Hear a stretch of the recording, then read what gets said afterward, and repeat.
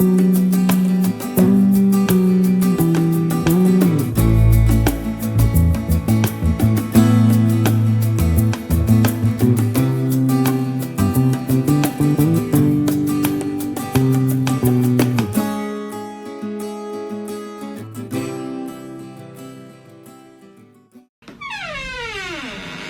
vida está tejida por infinitas historias, y cada una espera su momento para ser contada.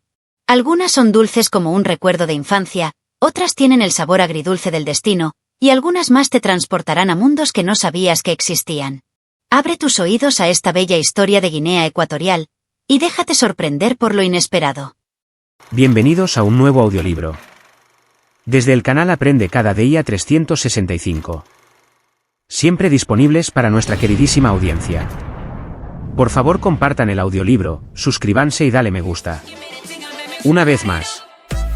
Buenos días. Descubre el secreto de África, descubre la historia de Guinea Ecuatorial. ¿Sabías que la vida es mejor cuando sonríes?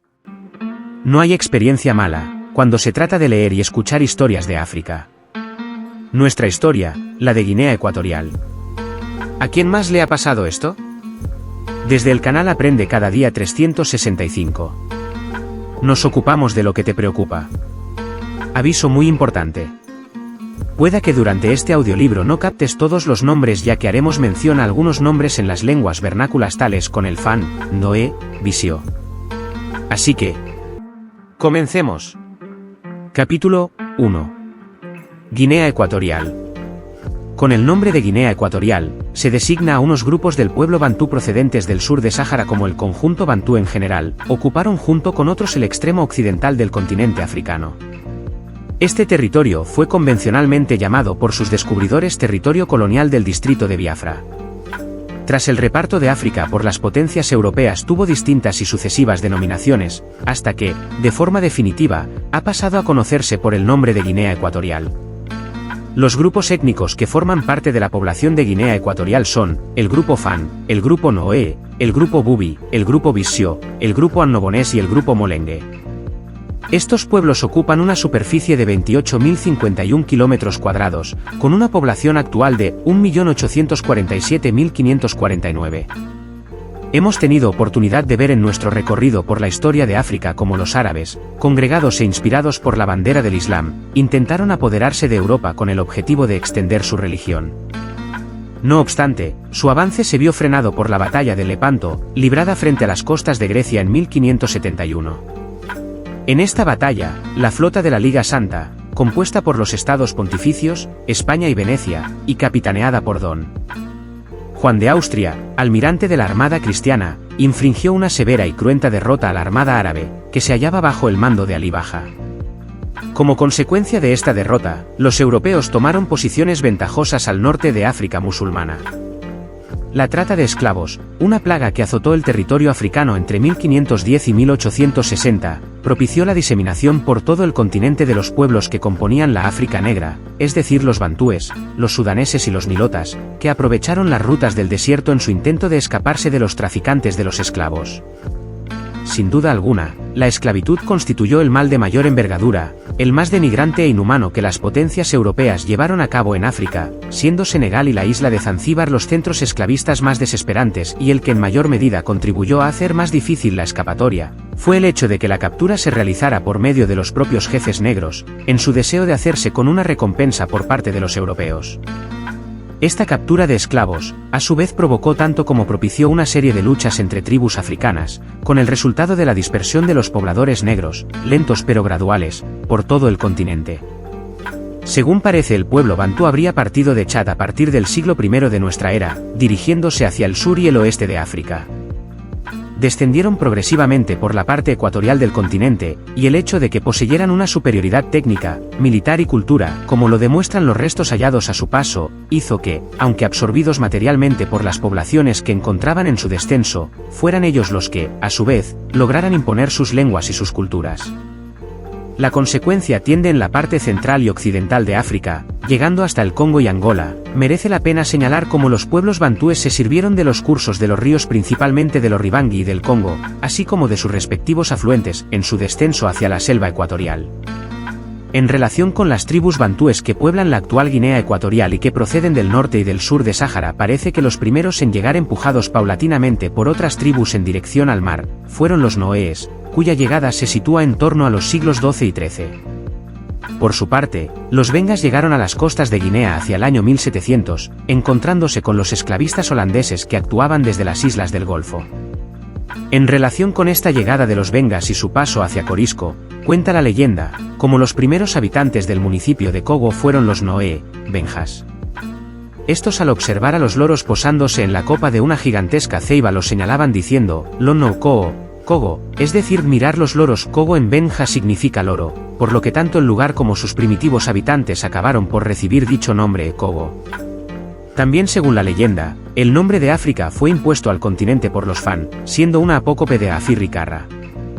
Afirri Karra tuvo con su esposa Enenyangono 5 hijos, 4 varones y una hembra, a los que llamó respectivamente Fan Afiri o Kakafiri, Bulu Afiri y Ntumu Afiri, así como la hija llamada Nere Afiri. Esta, a su vez, tuvo un hijo llamado Omoño Nere, que fue el fundador del pueblo Ewondo.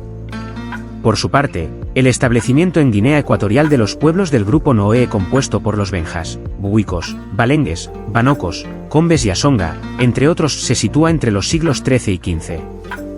En su avance empujaron a los pigmeos, considerados como los primeros habitantes del continente africano, quienes finalmente permanecieron en los confines del litoral atlántico, conservando su modo de vida como cazadores y recolectores.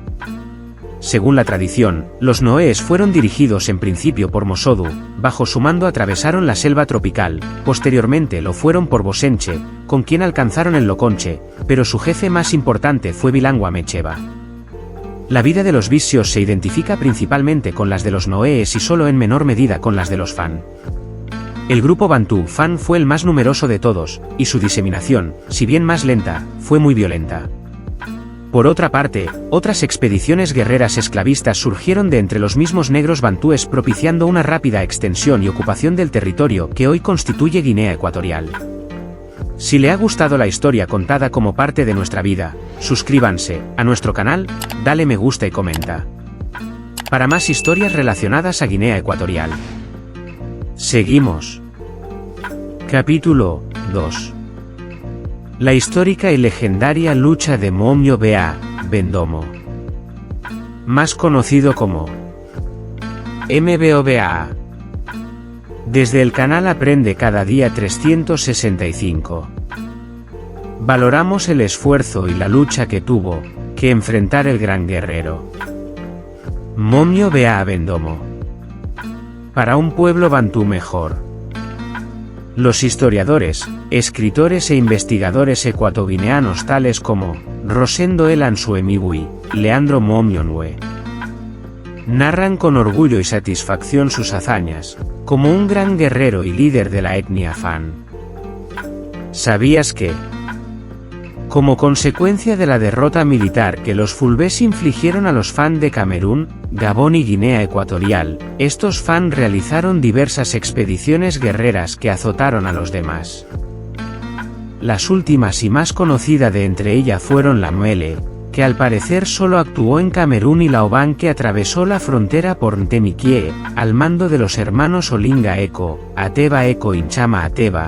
Esta última expedición fue diezmada por el renombrado Momyo Bea Bendomo, de la tribu Nsomo. La contienda libertadora se libró en el poblado de Mesaa, entre los ríos Moomo y Mongulu. Como se acaba de indicar, tras ser vencidos por los Fulbés, los Fan, bajo el mando de Olinga Eko y Ateba Eko, ambos de la tribu Eba y acompañados por una de sus hijas llamada Nchama Ateba, realizaron una expedición de carácter guerrero para, además del saqueo y otras actuaciones violentas, hacerse con esclavos para vender a europeos. Dicha expedición, conocida como Oban, al vadear el río Ntem en dirección a los territorios de la actual Guinea Ecuatorial, causó numerosos estragos y empujó a muchos de los pobladores hacia el sur. La triste fama que, con justicia, adquirió la expedición, se propagó como un reguero de pólvora, provocando huidas en manadas. Por aquel entonces vivía en la zona un tan célebre como misterioso patriarca de la tribu Nsomo, llamado Momoyo Bea Bendomo y conocido vulgarmente como MBOBA. Su pueblo se vio en pocos días atestado de gente que escapaban del cobijo y seguridad ante la expedición esclavista que se aproximaba. Cuenta la leyenda que, al advertir Momio Bea Bendomo el porqué de tal avalancha de personas, tomó sus precauciones y, 3 días antes de la llegada de Olinga Eco y Ateba Eco, dio una serie de instrucciones en orden a la salvación de su familia y también de todos los que se habían confiado a él refugiándose en el poblado. Al tercer día, el día vaticinado para la llegada de la expedición esclavista, el héroe dio orden de que nadie se ausentara del poblado, que todos, hombres y mujeres, permanecieran confiados, y que los hombres se reunieran en la casa comunitaria, donde las mujeres les darían de comer, como efectivamente ocurrió. En las investigaciones llevadas a cabo en el poblado de Mesa ha salido a relucir el papel desempeñado en la contienda entre Momio Bea Bendomo y Olinga Eco por 2 ríos, el río Moolomo y el río Mongulu. En el primero de ellos, Momio Bea Bendomo mandó a una anciana que trajera agua en una cesta de mimbre, melongo. Con esta agua preparó un depósito para cuya confección utilizó hojas y trozos de un tronco de plátano. Mandó, asimismo, traer 3 anguilas secas que, arrojadas al agua depositada, comenzaron inmediatamente a nadar. A la llamada de su cuerno de antílope, 3 soberbios tucanes bajaron del aire y, posándose a los lados del depósito, empezaron a bañarse en él tranquilamente. Finalmente, tras coger un trozo de piedra de cuarzo, Momio Bea Bendomo lo dividió en 4 partes con su cuchillo, como si de una papaya madura se tratara. Satisfecho con el resultado de todos estos preparativos en orden a la futura lucha, mandó traer diversos alimentos. Una vez que fueron consumidos, ordenó que las mujeres se encerraran en sus cocinas, sin asomarse para nada, pasara lo que pasara en el patio. Se ha podido comprobar, a tenor de los numerosos testimonios recogidos, que la muerte de Olinga Eco y de su hermano Ateba Eco tuvo lugar en el río Mongulu. Ello quiere decir que, después de haber consumido los alimentos y encerrar a las mujeres, Momio Bea Bendomo salió del poblado junto con un grupo de hombres escogidos, acostándose todos ellos en una y otra orilla del río. Cuando las huestes exterminadoras atravesaron este y llegaron al patio de Mesa, se quedaron atónitas contemplando el espectáculo del depósito y se olvidaron por completo del pillaje. Y cuando los 2 caudillos de Loban alcanzaron el río Mongulu, a una señal de Momio Bea Bendomo, sus hombres terminaron con la vida de los 2 temidos hermanos, Olinga Eco y Ateba Eco, cuyos cuerpos se perdieron en las profundidades del río. Esta es la causa de que, hasta la fecha, las aguas del río Mongulu no sean bebidas ni utilizadas por los vecinos, ya que se cree que sirvieron de sepultura a los hermanos exterminadores y esclavistas, Olinga Eco y Ateba Eco. Cuando la noticia de su muerte llegó a Mesa, tanto los habitantes del poblado como los huestes de la expedición se llenaron de alegría, más, incluso, estas últimas que, arrojando a sus armas a tierra, levantaron en hombros y aclamaron al gran hombre cuya bondad, valentía y altruismo consiguieron salvar al pueblo bantú ecuatorial. A su muerte, Momio Bea Bendomo fue sepultado entre las raíces de un oben, el árbol más importante para el pueblo Fang, árbol que ha conservado y perpetuado su recuerdo desde entonces. Como resultado de los estragos que estas luchas provocaron, es frecuente que ante casos de abusos, violencia o brutalidad el Fang utilice el nombre Mele, o, con idénticos contenidos semánticos, el de Oban. Seguro que te ha gustado la historia del gran guerrero cuya bondad y valentía consiguió salvar al pueblo bantú ecuatorial. Siga prestando muchísima atención y suscríbase al canal Aprende Cada Día 365. Seguimos con más historias que contar sobre África y Guinea Ecuatorial. Capítulo 3. Si buscas crecimiento y resultados para tu aprendizaje diario, estás en el lugar correcto. Empecemos. En lo que concierne a Guinea Ecuatorial, los Fang Tumu y los Fang Okaka tomaron direcciones distintas, teniendo como punto divisorio los ríos Belé, Boro, Omini Asi, El grupo Ntumu ocupa los distritos de Bibellín, Nsok Nsomo, Mikomisen, una parte de Mongomo, Añisok, Niefang y de Bata. El grupo Okak, por su parte forma los distritos de Nsok, Akonibe, Ebinayon, Akurenam, Mbini y Kogo, una parte de Mongomo, Añisok, Niefang y Bata, diseminándose y asentándose los noes a lo largo de la costa atlántica. Como los grupos étnicos que hoy pueblan Guinea Ecuatorial entraron por el norte y el este, es decir atravesando los ríos Ntemikie, es corriente hoy entre los Fan, e incluso entre los noes, la afirmación de su procedencia del otro lado del Ntemayat. Con respecto al grupo Bubi, son varias las versiones sobre su procedencia y su establecimiento en la isla de Bioko. Una afirma que 500 años antes de Cristo, el almirante cartaginés Annón visitó una isla en África Occidental, habitada por una población indígena salvaje, isla cuya descripción se hizo corresponder posteriormente con la de Bioko.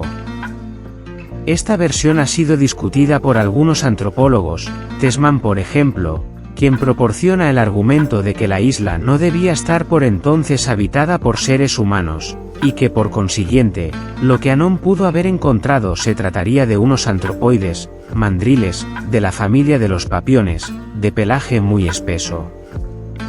Lo que sí parece cierto es que, hacia el siglo XII y como consecuencia de la expansión de diversos pueblos y de la consecuente ocupación general de África, las tribus pre-bantúes compuestas por los grupos Baobere, Bakuta, Bokoko y Batanga que procedían del norte y que siguieron el curso del río Sanga hasta el sur de Camerún, penetraron en la isla en diversas oleadas y poblaron, creando culturas como la Baloepi, de 900 a 1300, y la de Balombe, de 1800 a 1900, en un primer momento se habrían establecido en el litoral, junto al mar, para posteriormente extenderse hacia el interior de la isla.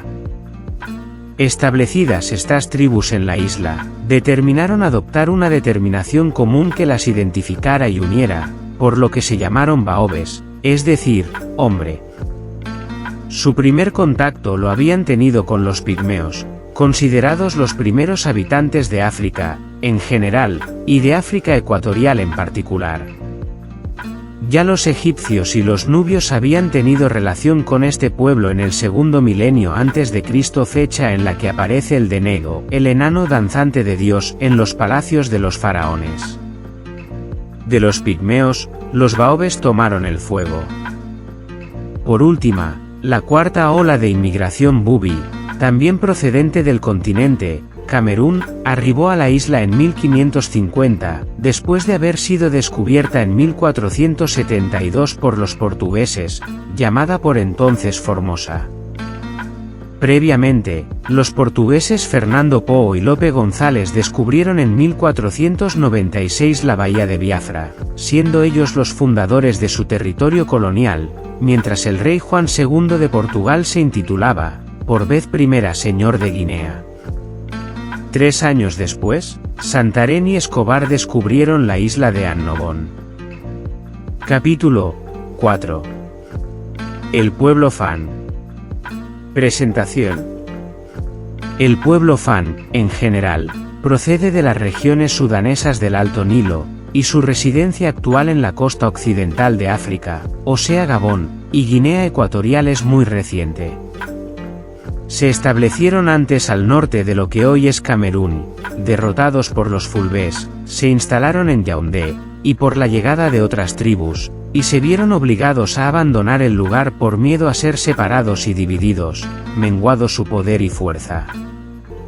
Así en su huida, llegaron en diferentes oleadas a Gabón, Guinea Ecuatorial y Congo, lugares que ocupan hasta la actualidad. Era un pueblo fuerte, guerrero y bien organizado. Para su entrada en Guinea Ecuatorial los Fang utilizaron los ríos Ntem por el norte, el Muni, por el sur, el Kie y Nkomo, por el este.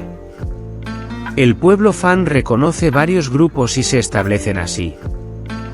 En Camerún están los Etón, Bulu, Ewondo, Mbele, Manguisa, Intumu. Gabón están los Ntumu, Okak, Mekiemencom, Etón y Mein. En Guinea Ecuatorial están los Numu y Okak. Mis queridos seguidores y amantes de la historia de África en general, y de Guinea Ecuatorial en particular, suscríbanse para las notificaciones de nuestro canal. Aprende cada día 365. Cada día traemos algo caliente e interesante. Capítulo 5. Comencemos. Organización social de los Fan. El parentesco. Ordinariamente, el parentesco tiene que ver con las relaciones de sangre o consanguinidad y la afinidad con las relaciones originadas por el matrimonio. Todas las culturas distinguen varias categorías de parientes afines, y estas categorías llevan consigo normas de derechos y obligaciones, lo que la antropología social suele llamar sistemas de parentesco. La tribu. El pueblo Fan, desde el principio, se constituyó y vivió en tribus, formando la tribu una familia extensa, porque todos los hombres, todas las personas de la misma tribu son, para todos los efectos, familiares entre sí, y en cualquier grado consanguíneo que sea, y cualquier relación conocida con cualquier tribu, por liviana que fuese, obligada al cumplimiento de las normas establecidas entre familiares conocidas.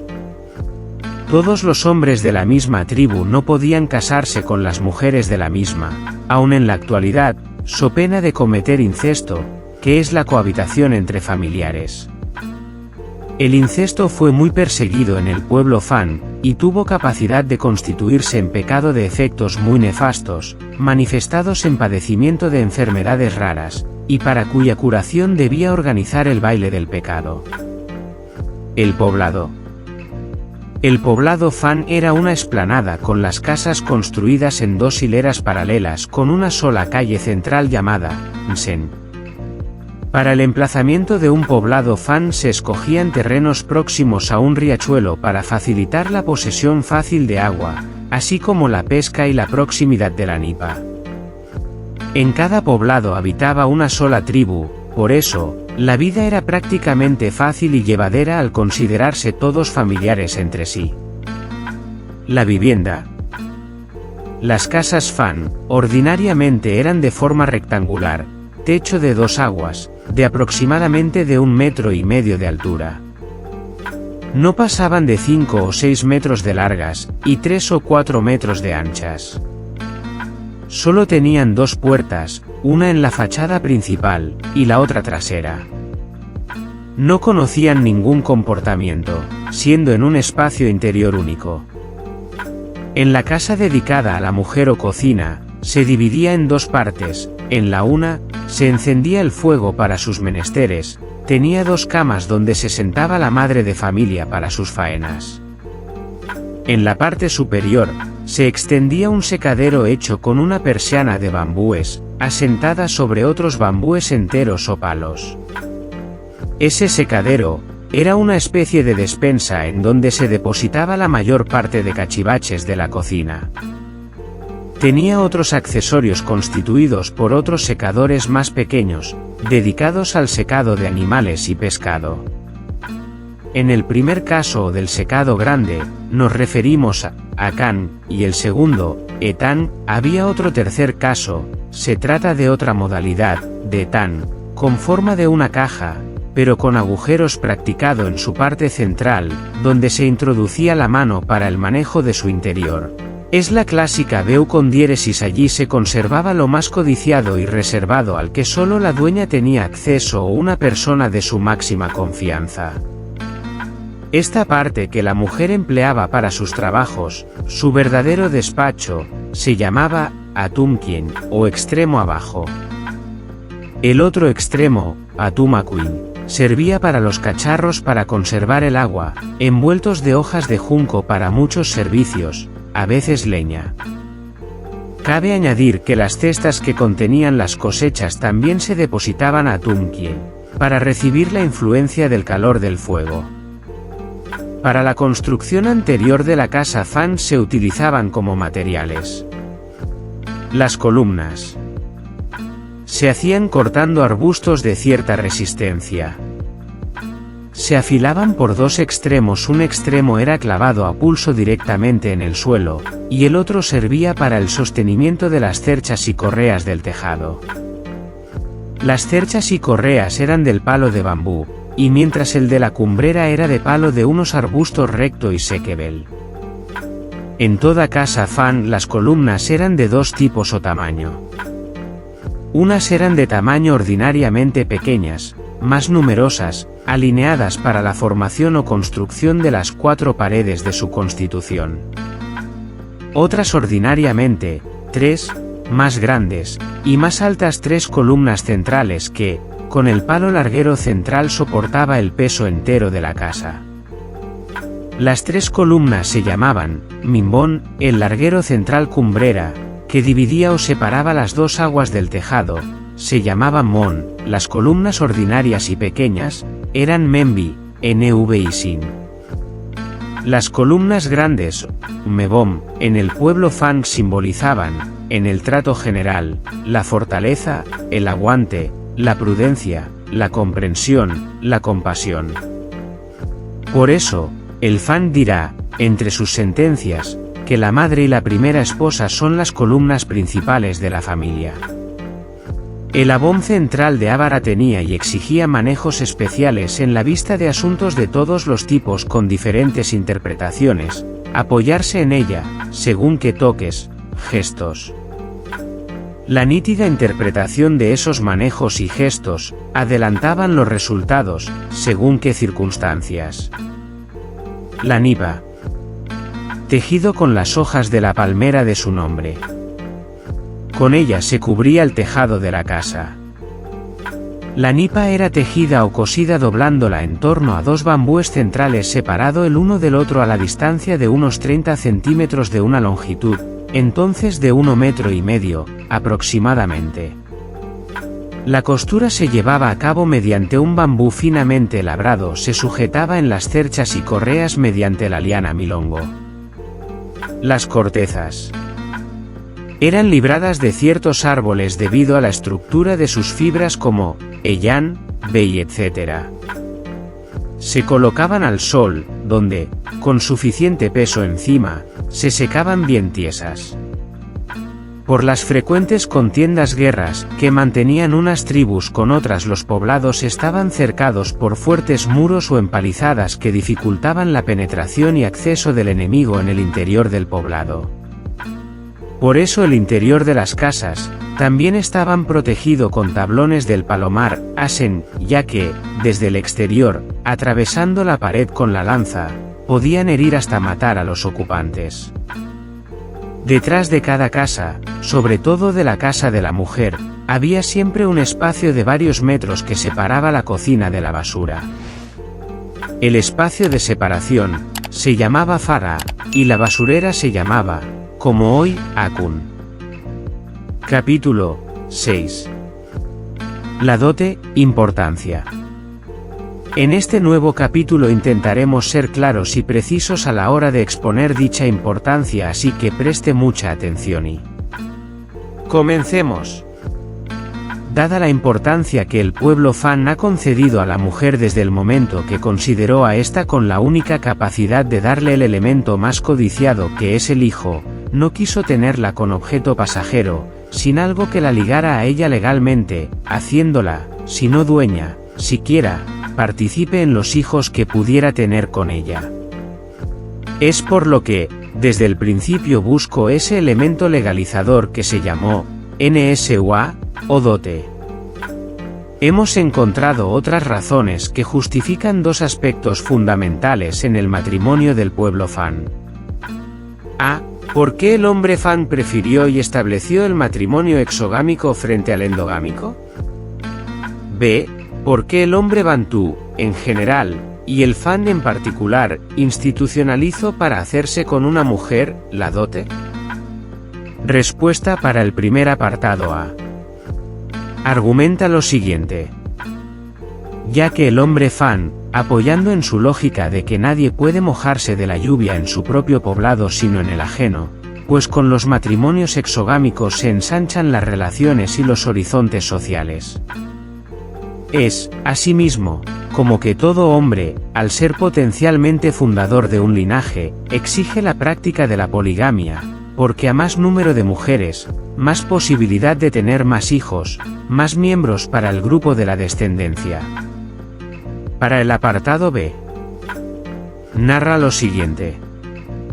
El hombre bantú, en general, y el fan, en particular, al ser parte paterna la dirección de la familia, patrilineal, no se consideró ni dueño ni responsable de la mujer, ni consiguientemente de los hijos si la unión matrimonial no se legalizaba mediante acuerdos institucionalizados, mediante la dación de galgo para la posesión total de la mujer.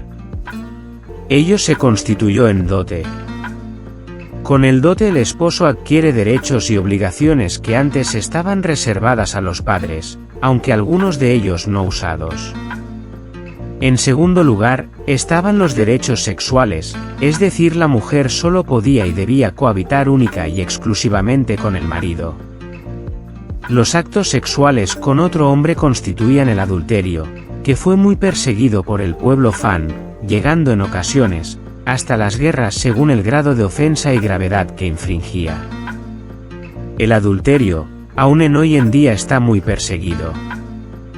En tercer lugar, estaban los derechos sobre los hijos existentes o potenciales en la mujer. Por otra parte, la dote puede servir de garantía para el buen comportamiento de él y también de ella. Si la esposa se porta mal, los padres intervenían en la conducta de la hija presionándola para que se porte bien y no se vean obligados al reembolso de la dote recibida, y que necesariamente habría gastado.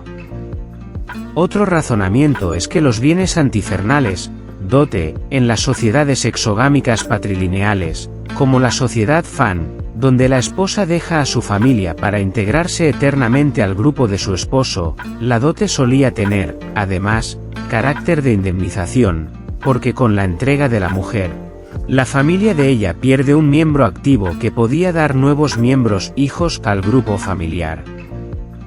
Por lo que el grupo que se casa debía dejar, como un depósito, algo con capacidad de hacerse con otra cercano a la casada, el hermano, para recuperar este elemento productivo.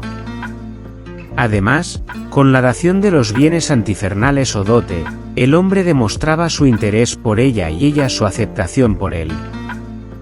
El pueblo fan asegura que el pago de los bienes antifernales y la serie de intercambios de regalos y de servicios que con frecuencia acarreaban, no solo aseguraban una relación continua entre los grupos, sino también creaban y mantenían relaciones entre los mismos grupos. La dote, pues, es una legalidad que ha sido socialmente defendida, reconocida y aprobada por el grupo bantú, en general, y del grupo fan, en particular. Un aspecto muy importante está en relación con las relaciones entre un hombre y sus suegros, como las relaciones entre una mujer y los padres de su esposo. Afirmar que dicha relación es casi siempre de marcado respeto y frecuentemente restrictiva. Del mismo modo, sobre las relaciones entre esposas en una poligamia en donde un hombre con varias esposas vive juntas. Quieren entenderse que las relaciones debían de amistad y cooperación, aunque innegablemente, debían tener conflictos y rivalidades en el fondo, por tener competencia y celos en el cariño y la atención del esposo. El marido, en este sentido actuaba de árbitro y moderador, y la estrategia fundamental y que casi empleaba en todas relaciones poligínicas estaba en la clasificación de las esposas jerárquicamente, y la esposa más antigua debía tener un estatus más alto que las que seguían en antigüedad. Esto tendía que hacer que la posibilidad de que surjan conflictos fuera menor, ya que la competencia solo es posible entre las personas que se consideran iguales en algún sentido.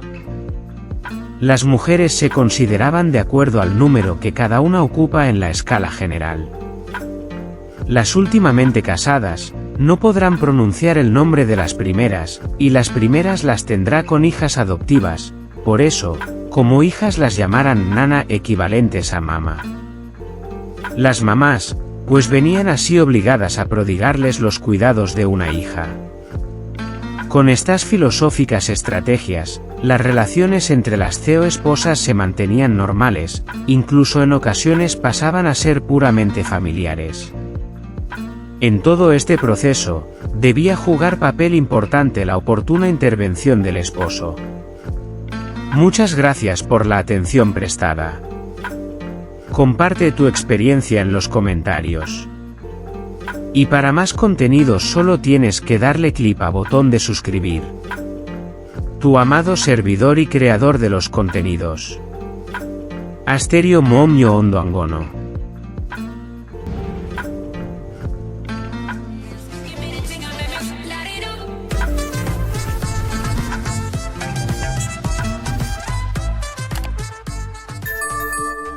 Tu canal de aprendizaje.